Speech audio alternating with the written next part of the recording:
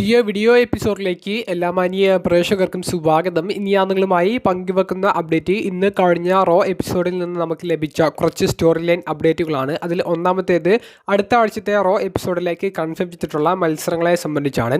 അടുത്ത ആഴ്ചത്തെ raw episode UK ടൂറിൻ്റെ ഭാഗമായിട്ട് നടക്കുന്ന റോ എപ്പിസോഡ് ആയതുകൊണ്ട് തന്നെ നമുക്ക് ഇന്ത്യയിൽ ലൈവ് കാണാൻ സാധിക്കുന്ന സമയത്തിൽ വ്യത്യാസമുണ്ടായിരിക്കും. അത് ഇനി വരുന്ന ദിവസങ്ങളിലെ വീഡിയോയിൽ ആ ടൈമിനെ സംബന്ധിച്ചുള്ള കൃത്യമായിട്ടുള്ള ഒരു അപ്ഡേറ്റ് പങ്കുവെക്കാം.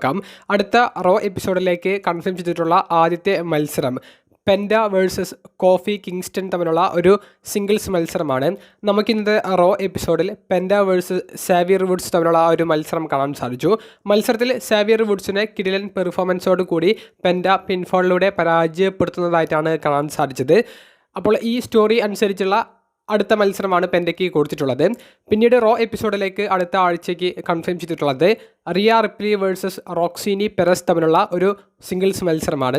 ഈ മത്സരത്തിലേക്ക് സ്റ്റോറി എത്തുന്നത് നമുക്ക് ഇന്നത്തെ റോ എപ്പിസോഡിൻ്റെ തുടക്കത്തിൽ ഇയോ സ്കൈ വേഴ്സസ് റഗൽ റോഡ്രിഗസ് തമ്മിലുള്ള ഒരു ഗംഭീര 1-on-1 മത്സരം കാണാൻ സാധിച്ചു.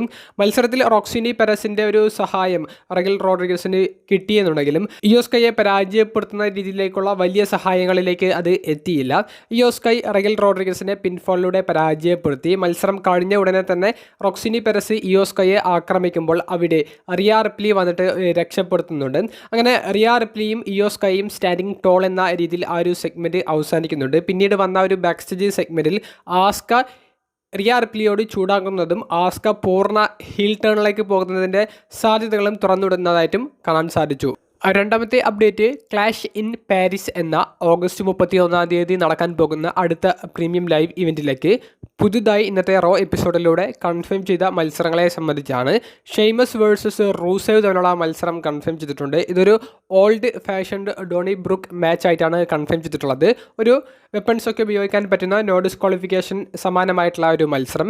ഇതുകൂടാതെ Roman Reigns versus Bronson read തമ്മിലുള്ള മത്സരം കൂടി ഒഫീഷ്യലി കൺഫേം ചെയ്യുന്ന ഒരു അപ്ഡേറ്റും കൂടി നമുക്ക് അറിയാൻ സാധിച്ചിട്ടുണ്ട്. നമുക്ക് ഇന്നത്തെ റോ എപ്പിസോഡിൻ്റെ മെയിൻ ഇവൻറ്റിൽ ജെ ഊസോയെ റോമൻ റീൻസ് രക്ഷിക്കാൻ വരുന്നതായിട്ടും ജെ ഊസോ ആ മത്സരത്തിൽ വിജയിക്കുന്നതും അതിനുശേഷം റോമൻ റീൻസും ബ്രോൺസൺ റീഡും വാക്കുകൾ കൊണ്ട് വലിയൊരു ആർഗ്യുമെൻറ്റ് നടത്തുന്നതുമായിട്ടാണ് റോ എപ്പിസോഡിൽ കാണാൻ സാധിച്ചത്. അങ്ങനെയാണ് ഇവരുടെ ഒരു മത്സരം ക്ലാഷ് ഇൻ പാരീസിലേക്ക് കൺഫേം ചെയ്തിട്ടുള്ളത്. മൂന്നാമത്തെ അപ്ഡേറ്റ് ഇന്നത്തെ റോ എപ്പിസോഡിൽ നടന്ന ഏക ചാമ്പ്യൻഷിപ്പ് മത്സരത്തെ സംബന്ധിച്ചാണ്. വുമൻസിൻ്റെ ഇന്റർ കോണ്ടിനെൻ്റൽ ചാമ്പ്യനായ ബെക്കി ലഞ്ച് നട്ടാലിയ എന്ന വെറ്ററൻ റെസ്ലറിനെതിരെയാണ് ടൈറ്റിൽ ഡിഫെൻഡ് ചെയ്തത്.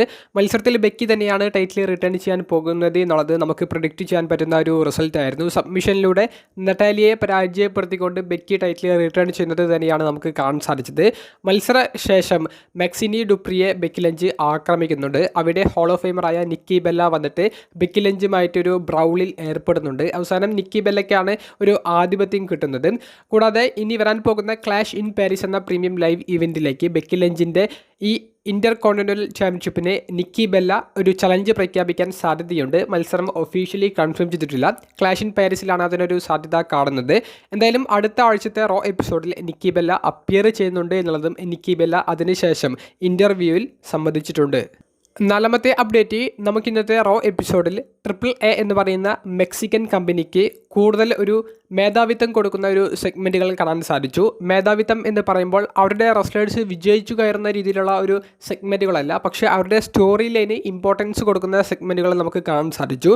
നിലവിലെ വേൾഡ് ടാഗ് ടീം ചാമ്പ്യന്മാരായ ഫിൻ ബാലർ, JD മക്ഡോണ തുടങ്ങിയ ജഡ്ജ്മെൻറ്റ് ടീമിനെതിരെ ഡ്രാഗൻ ലീയും AAA കമ്പനിയെ റെപ്രസെൻറ്റ് ചെയ്തുകൊണ്ടുവന്ന മിസ്റ്റർ ഇഗ്വാനയും ഒരു ടാഗ് ടീം മത്സരം കളിച്ചു. ഗംഭീരമായിട്ടുള്ള ഒരു ടാഗ് ടീം മത്സരം തന്നെയായിരുന്നു. മത്സരം ഒരു നോൺ ടൈറ്റിൽ മത്സരമായിരുന്നു. മത്സരത്തിൽ ജഡ്ജ്മെൻറ്റിൻ്റെ ടീം തന്നെയാണ് വിജയിച്ചത്. ഡൊമിനിക് മിസ്റ്റീരിയോയുടെയൊക്കെ ഒരു ഇടപെടൽ തന്നെയാണ് മത്സരം വിജയിക്കാനുള്ള കാരണം. മത്സരശേഷം ഇഗ്വാനയെ ഇവർ ആക്രമിക്കുമ്പോൾ എൽഹിയോ ഡെൽ വൈക്കിംഗോ എന്ന് പറയുന്ന AAAയുടെ നിലവിലെ മെഗാ ചാമ്പ്യൻ വന്നിട്ട് ഡൊമിനിക്കിൻ്റെയും ജഡ്ജ്മെൻറ്റിൻ്റെയും ആക്രമിക്കുന്നുണ്ട്. എന്നാൽ ഡൊമിനിക്ക് തന്നെ ടൈറ്റിൽ എടുത്തുകൊണ്ട് വൈക്കിംഗോയെ പിറകിലൂടെ ആക്രമിച്ച് അവിടെ ഡൊമിനിക്ക് ജഡ്ജ്മെൻറ്റിൻ്റെ ടീം സ്റ്റിൽ സ്റ്റാൻഡിങ് ടോൾ എന്നുള്ള ഒരു രീതിയിലേക്കുള്ളൊരു മൊമെൻറ്റും കാണിക്കുന്നുണ്ട്. ഈ ഒരു സെഗ്മെൻറ്റ് കാണിക്കാനുള്ള കാരണം AAA എന്ന് പറയുന്ന മെക്സിക്കൻ കമ്പനിക്ക് ഒരു സ്റ്റോറി ലൈൻ ഇമ്പോർട്ടൻസ് കൊടുക്കുക, അവരെ നല്ല രീതിയിൽ പ്രസൻറ്റ് ചെയ്യുക എന്നുള്ളതിൽ ഉപരി സെപ്റ്റംബർ മാസത്തിൽ അമേരിക്കയിൽ വെച്ചിട്ട് AAAയും WWEയും സംയുക്തമായി നടത്തുന്ന വേൾഡ്സ് കൊളൈഡ് എന്ന് പറയുന്ന ഇവൻറ്റിനെ പ്രൊമോട്ട് ചെയ്യുക എന്നുള്ള ഒരു ലക്ഷ്യം കൊണ്ടാണ് അവിടെ AAA മെഗാ ചാമ്പ്യനായ വൈക്കിംഗോ നിലവിലെ ഇന്റർ കോണ്ടിനെന്റൽ ചാമ്പ്യനായ ഡൊമിനിക് മെയ്സ്റ്റിരിയോയ്ക്കെതിരെ ടൈറ്റിൽ ഡിഫെൻഡ് ചെയ്യുന്ന ഒരു ചാമ്പ്യൻഷിപ്പ് മത്സരം കൺഫേം ചെയ്തിട്ടുണ്ട്. അപ്പോൾ ആ ഒരു സ്റ്റോറിക്ക് ഇമ്പോർട്ടൻസ് കൊടുക്കാനും അവരെ നല്ല രീതിയിൽ പ്രസൻറ്റ് ചെയ്യാനും അവർ ഇന്നത്തെ റോ എപ്പിസോഡിൽ ഒരു മത്സരം തന്നെ കൊടുത്തിട്ടുണ്ടായിരുന്നു. അഞ്ചാമത്തെ അപ്ഡേറ്റ് നിലവിലെ വുമൻസ് വേൾഡ് ചാമ്പ്യൻ ആയിരുന്ന നയോമിയെ സംബന്ധിച്ചുള്ള ഒരു അപ്ഡേറ്റ് ആണ്.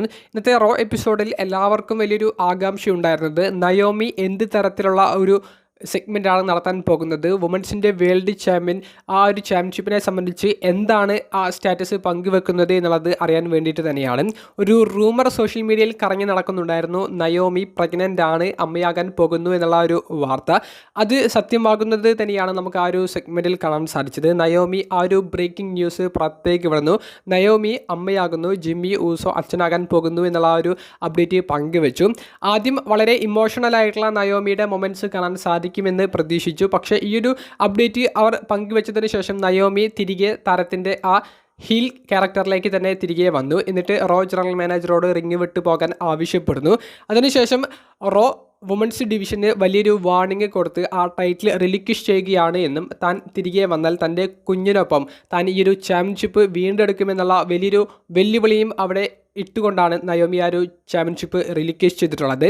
ഇനി പുതിയ വുമൻസിൻ്റെ വേൾഡ് ചാമ്പ്യനെ കണ്ടുപിടിക്കുന്നതിന് വേണ്ടി എന്ത് തരത്തിലുള്ള മത്സരമാണ് നടക്കുന്നത് എന്നോ ആ മത്സരം എന്നാണ് നടക്കുന്നത് എന്നോ ഇതുവരെ കൺഫേം ചെയ്തിട്ടില്ല.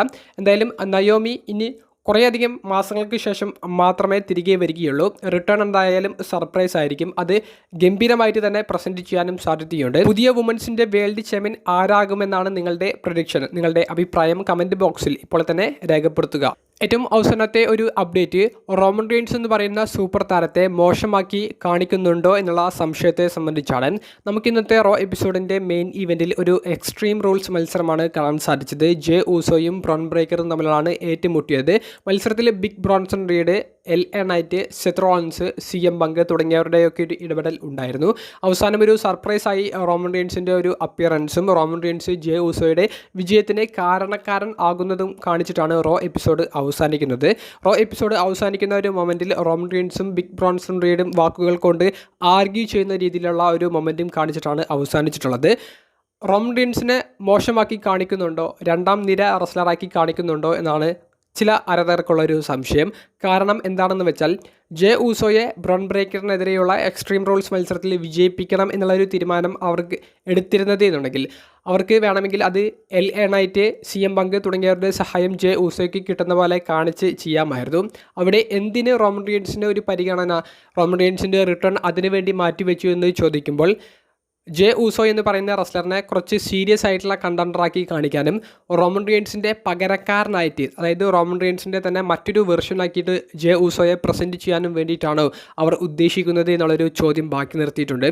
റോമൻ റെയിൻസ് ഇപ്പോൾ വന്നത് ജെ ഊസോയെ സഹായിക്കാൻ വേണ്ടിയിട്ടാണ്. ജെ ഊസോയാണെങ്കിൽ വേൾഡ് ടൈറ്റിൽ സ്റ്റോറി ലൈനിൽ, റോമൻ റെയിൻസ് ആണെങ്കിൽ ഒരു ചാമ്പ്യൻഷിപ്പ് സ്റ്റോറിയുമല്ല, വലിയ ഇമ്പോർട്ടൻസ് ഉള്ള ഒരു സ്റ്റോറിയും മാച്ചുമല്ല, അത്തരത്തിലുള്ളൊരു രീതിയിലുമാണ് പോകുന്നത്. അപ്പോൾ റോമൻ റെയിൻസിനുള്ള ഇമ്പോർട്ടൻസ് കുറയുന്നതിൻ്റെ അതേ ഒരു സമയത്ത് റോമൻ റെയിൻസിന് കൊടുക്കേണ്ട പരിഗണന ജെ ഊസോയ്ക്ക് കൊടുക്കുന്ന പോലെയും ഫീൽ ചെയ്യുന്നുണ്ട്. എൻ്റെ വ്യക്തിപരമായിട്ടുള്ള ഒരു അഭിപ്രായമാണ്. നിങ്ങൾക്ക് അങ്ങനെ ഫീൽ ചെയ്യുന്നുണ്ടോ? നിങ്ങളുടെ അഭിപ്രായം രേഖപ്പെടുത്തുക. യഥാർത്ഥത്തിൽ റോമൻ റെയിൻസിനെ ആ ഫേറ്റൽ ഫോർ വേയിൽ ആഡ് ചെയ്യുകയാണെങ്കിൽ മത്സരം ഒന്നും കൂടി കളറാകുമായിരുന്നു. പക്ഷേ ജെ ഊസോയെ അപ്രതീക്ഷിതമായിട്ട് കഴിഞ്ഞ റോ എപ്പിസോഡിലൂടെ ആ ഫേറ്റൽ ഫോർ വേയിൽ ആഡ് ചെയ്യുന്നതാണ് നമുക്ക് കാണാൻ സാധിച്ചത്. റോമൻ റെയിൻസിനാണെങ്കിൽ ബ്രോൺസൺ റീഡിനെ പോലെയുള്ള ഒരു താരത്തിനെതിരെയാണ് മത്സരം കൊടുക്കാനും പോകുന്നത്. അപ്പോൾ റോമൻ റെയിൻസിനെ മോശമാക്കി കാണിച്ചുകൊണ്ട് ജെ ഊസോയെ ഓവർ പുഷ് ചെയ്യുന്ന ഒരു രീതിയിലാണ് റോ എപ്പിസോഡ് അവസാനിച്ചിട്ടുള്ളത്.